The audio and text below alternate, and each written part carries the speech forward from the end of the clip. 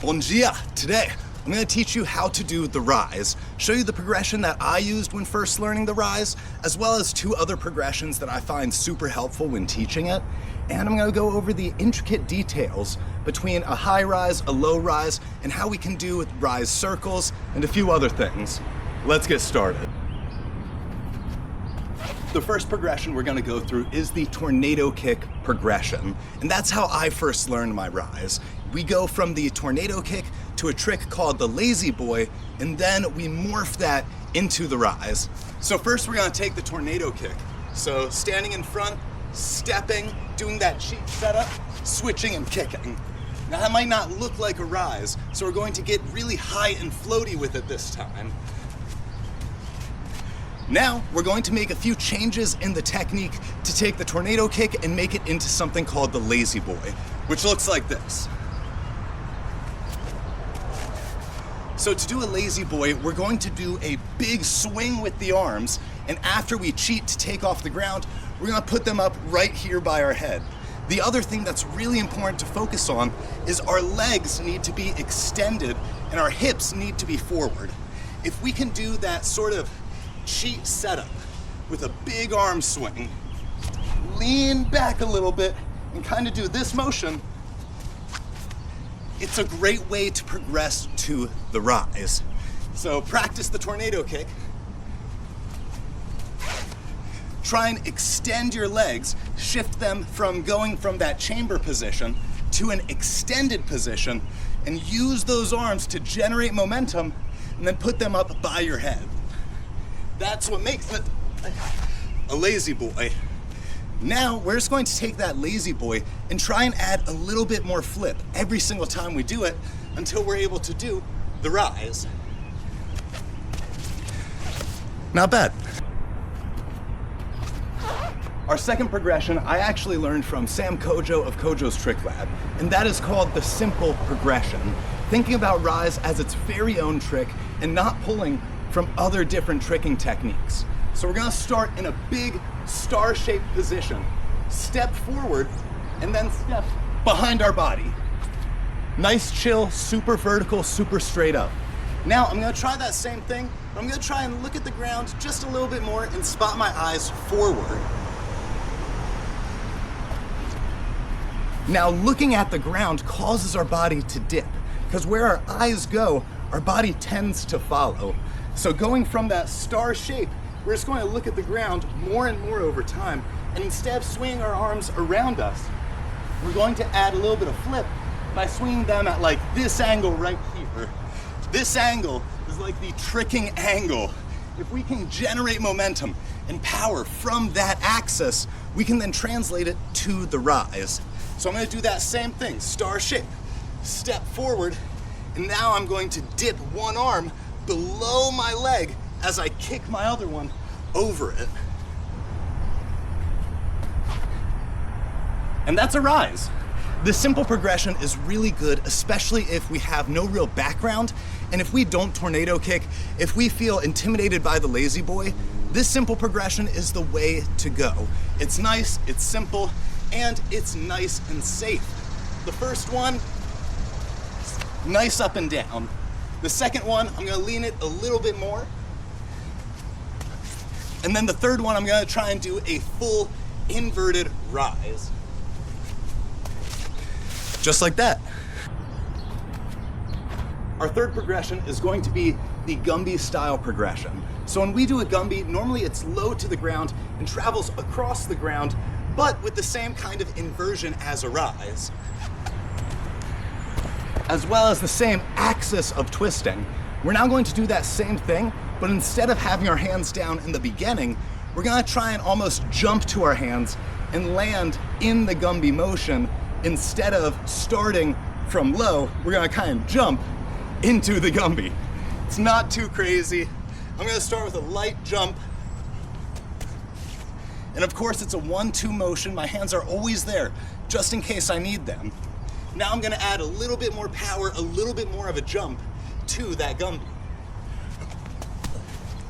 Now you'll see I'm using my hands less and less every single time, but they're there just in case I need them. Now I'm gonna go full power and swing my arms instead of just using them in front of me.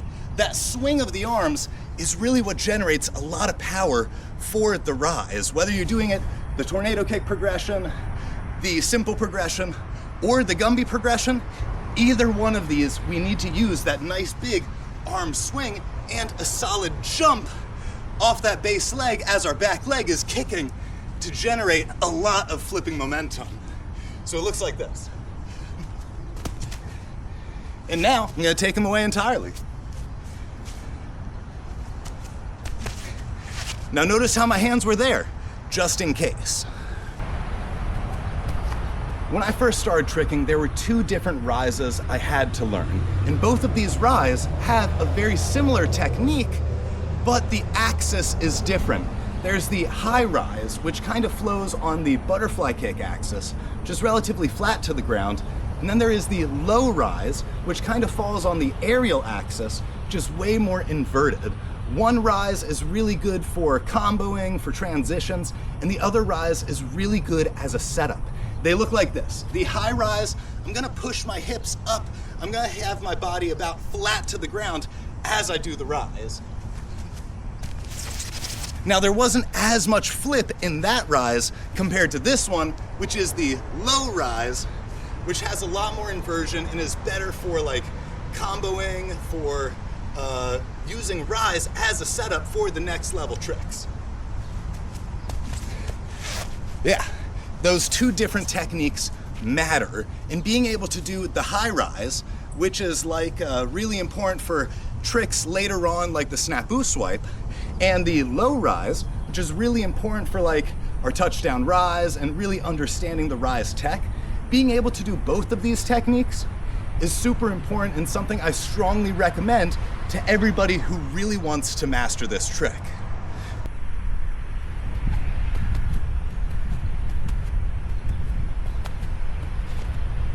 There you are. That is a rise circle. When we are learning the rise, and especially using that high rise technique, we can do a rise, vanish, rise to go in a giant circle. This is how we usually see it in capoeira. It's not usually used as a setup for something like a double cork. They'll rise and then do another rise, and then do another rise, and then do another rise. The big thing to keep in mind is instead of pushing my body straight overhead and doing like a full flip, I'm swinging my momentum around my body while my chest stays right in the center. One thing that really helps me is to find a spot on the ground and look at it. Where our eyes go, our body tends to follow. And if I can keep my eyes locked in on one point of the ground and travel around it, it's gonna make the circle rise far, far easier.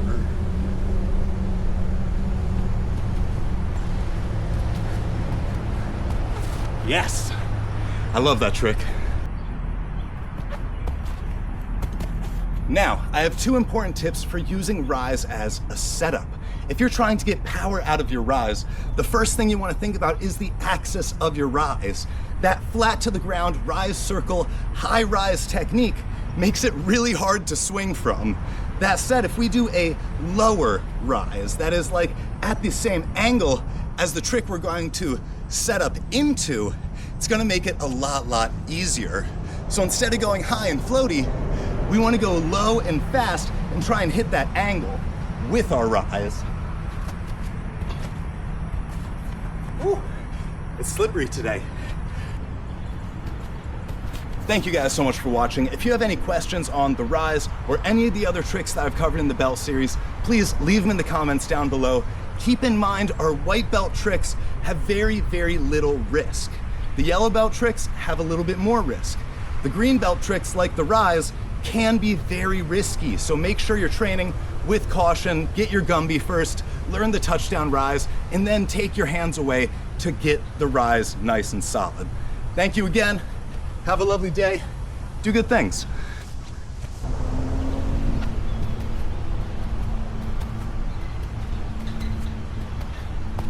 Oh, every time I do that, I have a little bit of PTSD, and my heart's like, ba ba ba ba ba ba ba ba, because I tore my Achilles.